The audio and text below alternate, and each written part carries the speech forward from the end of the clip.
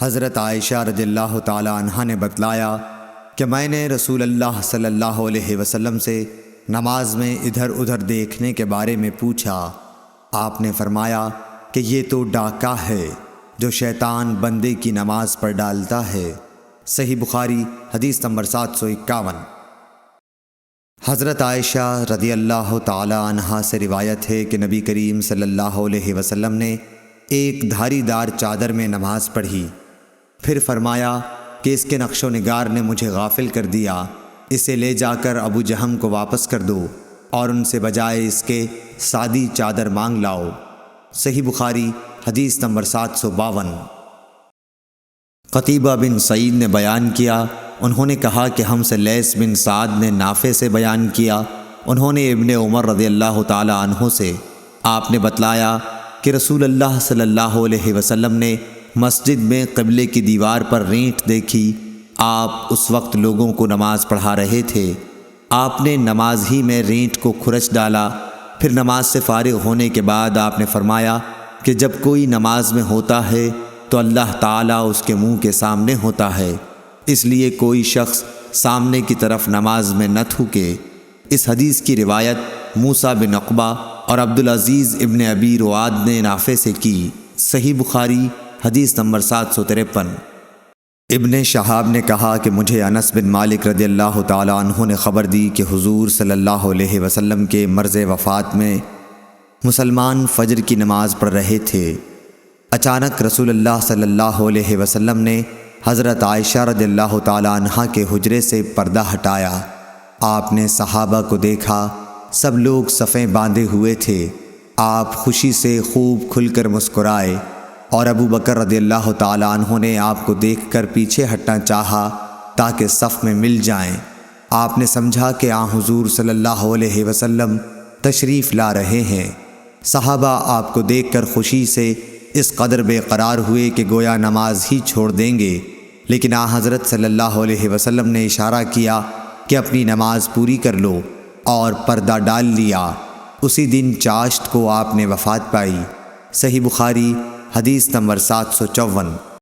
عبد الملک بن عمیر نے جابر بن سمرہ رضی اللہ تعالی عنہ سے بیان کیا، کہا کہ اہل کوفہ نے حضرت سعد بن ابی وقاص رضی اللہ تعالی عنہ کی حضرت عمر فاروق رضی اللہ تعالی عنہ سے شکایت کی، اس لیے حضرت عمر رضی اللہ تعالی عنہ نے ان کو علیحدہ کر کے حضرت عمار رضی اللہ تعالی عنہ کو کوفے کا حاکم بنایا، تو کوفے والوں نے سعد کے متعلق یہاں تک کہہ دیا کہ وہ تو اچھی طرح نماز بھی نہیں پڑھا سکتے۔ چنانچہ حضرت عمر رضی اللہ تعالی عنہ نے ان کو بلا بھیجا۔ آپ نے ان سے پوچھا کہ اے ابو اسحاق، ان کوفے والوں کا خیال ہے کہ تم اچھی طرح نماز نہیں پڑھا سکتے ہو۔ اس پر آپ نے جواب دیا کہ خدا کی قسم میں تو انہیں نبی کریم صلی اللہ علیہ وسلم ہی کی طرح نماز پڑھاتا تھا، اس میں کوتاہی نہیں کرتا۔ عشاء کی نماز پڑھاتا تو اس کی 2 پہلی رکعات میں قرأت لمبی کرتا اور دوسری 2 رکعتیں ہلکی پڑھاتا۔ حضرت عمر رضی اللہ تعالی عنہ نے فرمایا کہ اے ابو اسحاق، مجھ کو تم سے امید بھی یہی تھی۔ پھر آپ نے حضرت سعد رضی اللہ تعالی عنہ کے ساتھ ایک یا کئی آدمیوں کو کوفہ بھیجا۔ قاصد نے ہر مسجد میں جا کر ان کے متعلق پوچھا، سب نے آپ کی تعریف کی، لیکن جب مسجد بنی عبس میں گئے تو ایک شخص جس کا نام اسامہ بن قتادہ اور کنیت ابو سعدہ تھی کھڑا ہوا۔ اس نے کہا کہ جب آپ نے خدا کا واسطہ دے کر پوچھا ہے تو سنیے کہ سعد نہ فوج کے ساتھ خود جہاد کرتے تھے، نہ مال غنیمت کی تقسیم صحیح کرتے تھے، اور نہ فیصلے میں عدل و انصاف کرتے تھے۔ حضرت سعد رضی اللہ تعالی عنہ نے یہ سن کر فرمایا کہ خدا کی قسم میں تمہاری اس بات پر 3 دعائیں کرتا ہوں۔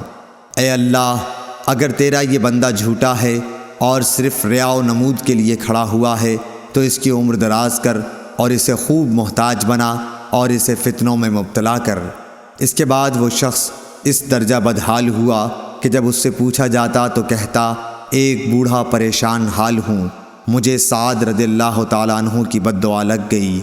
عبد الملک نے بیان کیا کہ میں نے اسے دیکھا، اس کی بھویں بڑھاپے کی وجہ سے آنکھوں پر آ گئی تھیں، لیکن اب بھی راستوں میں وہ لڑکیوں کو چھیڑتا۔ صحیح بخاری حدیث نمبر 755۔ حضرت عبادہ بن صامت رضی اللہ تعالیٰ عنہ سے روایت ہے کہ رسول کریم صلی اللہ علیہ وسلم نے فرمایا، جس شخص نے سورہ فاتحہ نہ پڑھی اس کی نماز نہیں ہوئی۔ صحیح بخاری حدیث نمبر 756۔ حضرت ابو ہریرہ رضی اللہ تعالیٰ عنہ سے روایت ہے کہ رسول اللہ صلی اللہ علیہ وسلم مسجد میں تشریف لائے، اس کے بعد ایک اور شخص آیا، اس نے نماز پڑھی، پھر نبی کریم صلی اللہ علیہ وسلم کو سلام کیا۔ آپ نے سلام کا جواب دے کر فرمایا کہ واپس جا اور پھر نماز پڑھ، کیونکہ تو نے نماز نہیں پڑھی۔ وہ شخص واپس گیا اور پہلے کی طرح نماز پڑھی اور پھر آ کر سلام کیا، لیکن آپ نے اس مرتبہ بھی یہی فرمایا کہ واپس جا اور دوبارہ نماز پڑھ، کیونکہ تو نے نماز نہیں پڑھی۔ آپ نے اس طرح 3 مرتبہ کیا۔ آخر اس شخص نے کہا کہ اس ذات کی قسم جس نے آپ کو حق کے ساتھ مبعوث کیا ہے، میں اس کے علاوہ اور کوئی اچھا طریقہ نہیں جانتا، اس لیے آپ مجھے نماز سکھا دیجئے۔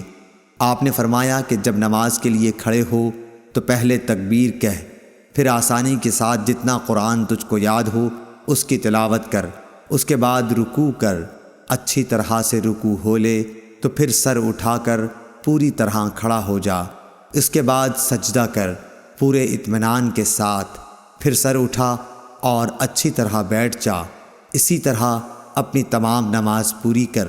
صحیح بخاری حدیث نمبر 757۔ سعد بن ابی وقاص رضی اللہ تعالیٰ عنہ نے حضرت عمر رضی اللہ تعالیٰ عنہ سے کہا، میں ان کوفہ والوں کو نبی کریم صلی اللہ علیہ وسلم کی طرح نماز پڑھاتا تھا۔ ظہر اور عصر کی دونوں نمازیں کسی قسم کا نقص ان میں نہیں چھوڑتا تھا۔ پہلی 2 رکعتیں لمبی پڑھتا اور دوسری 2 رکعتیں ہلکی۔ تو حضرت عمر رضی اللہ تعالیٰ عنہ نے فرمایا کہ مجھ کو تم سے امید بھی یہی تھی۔ صحیح بخاری حدیث نمبر 758۔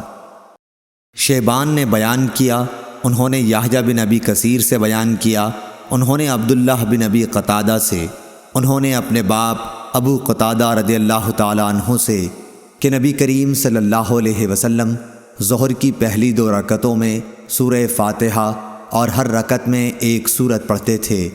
ان میں لمبی قرأت کرتے تھے، لیکن آخری 2 رکعتیں ہلکی پڑھاتے تھے۔ کبھی کبھی ہم کو بھی کوئی آیت سنا دیا کرتے تھے۔ عصر میں آپ صلی اللہ علیہ وسلم سورہ فاتحہ اور سورتیں پڑھتے تھے، اس کی بھی پہلی 2 رکعتیں لمبی پڑھتے، اسی طرح صبح کی نماز کی پہلی رکعت لمبی کرتے اور دوسری ہلکی۔ صحیح بخاری حدیث نمبر 759۔ عمارہ بن عمیر نے بیان کیا ابو معمر عبداللہ بن مخبرہ سے، ہم نے خباب بن ارد سے پوچھا کیا نبی کریم صلی اللہ علیہ وسلم ظہر اور عصر میں قرأت کیا کرتے تھے؟ تو انہوں نے بتلایا کہ ہاں۔ ہم نے پوچھا کہ آپ لوگوں کو کس طرح معلوم ہوتا تھا؟ فرمایا کہ آپ کی داڑھی مبارک کے ہلنے سے۔ صحیح بخاری حدیث نمبر 760۔